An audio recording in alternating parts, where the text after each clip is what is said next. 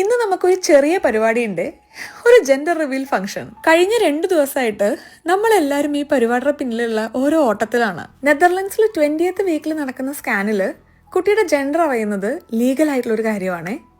അതിൻ്റെ ഒപ്പം അത് അറിയണോ സെലിബ്രേറ്റ് ചെയ്യണോ എന്നുള്ളതൊക്കെ പേരൻസിന്റെ ചോയ്സും. നമുക്കിതെല്ലാം ഒരു ഫസ്റ്റ് ടൈം എക്സ്പീരിയൻസ് ആവുകൊണ്ട് എല്ലാം ഒന്ന് അറിഞ്ഞിരിക്കാന്ന് വിചാരിച്ചു.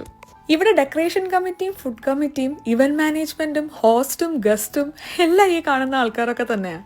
സൺഡേ ഒരു ഈവനിങ് പ്രോഗ്രാം ആവുകൊണ്ട് നമ്മളൊരു സ്നാക്സ് പാർട്ടി ആയിട്ടാണ് കേട്ടോ ചെയ്യുന്നത്. ഡെക്കറേഷനും ഫുഡും എല്ലാം തീരുമാനമായ സ്ഥിതിക്ക് നമുക്ക് എല്ലാവർക്കും പോയി ഒന്ന് റെഡിയാവാം. ഇന്നത്തെ പാർട്ടി തീം വൈറ്റ് ആണ്. ഇനി നോക്കുമ്പോൾ ഒരു രാഷ്ട്രീയ പരിപാടി നടത്തുന്ന പോലെ ഇരിക്കുവോ? നമ്മളിങ്ങനെ നാടും വീടും ഒക്കെ വിട്ടു നിൽക്കുമ്പോൾ നമ്മൾ തന്നെ ഇങ്ങനെ അറേഞ്ച് ചെയ്യുന്ന കുറച്ച് പരിപാടിയല്ലേ ലൈഫിനൊക്കെ ഒരു കളർ ആഡ് ചെയ്യുന്നത്. നമ്മളെല്ലാരും കൂടെ കുക്ക് ചെയ്യുക, ഒരുമിച്ച് റെഡിയാവുക, എല്ലാം കൂടെ നല്ലൊരു ഫീൽ ആയിരുന്നു. നമ്മുടെ ഡ്രിങ്ക്സും സ്നാക്സും എല്ലാം അറേഞ്ച് ചെയ്ത് വെച്ച് ദേ സ്നാക്ക് ടേബിൾ ഇവിടെ റെഡി.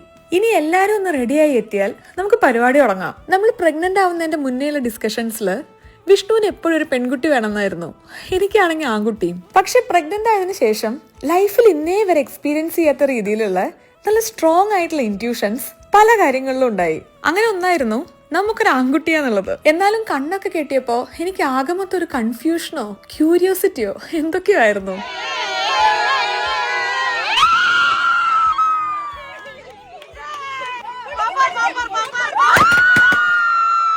കണ്ടോ, നമ്മുടെ ഇൻഡ്യൂഷൻ തെറ്റിയില്ല. പിന്നെ ബോയ് ഓർ ഗേൾ, ആക്ച്വലി അത് മാറ്റർ ചെയ്യുന്ന ഒരു കാര്യമൊന്നുമല്ല. എന്തായാലും നമ്മുടെ കുട്ടി തന്നെയല്ലേ. അങ്ങനെ ഭക്ഷണമൊക്കെ കഴിച്ച് തീരാത്ത വർത്താനം പറഞ്ഞ് ആ പരിപാടി അവിടെ തീർന്നു. ഒരു പ്രോഗ്രാം പ്ലാൻ ചെയ്യുമ്പോഴും ഓർഗനൈസ് ചെയ്യുമ്പോഴൊക്കെ എന്തൊരു എക്സൈറ്റ്മെന്റ് അല്ലേ. പക്ഷെ അത് തീർന്ന വല്ലാത്തൊരു വിഷമാ. ഇനി അടുത്തത് എന്താന്ന് ആലോചിച്ചു.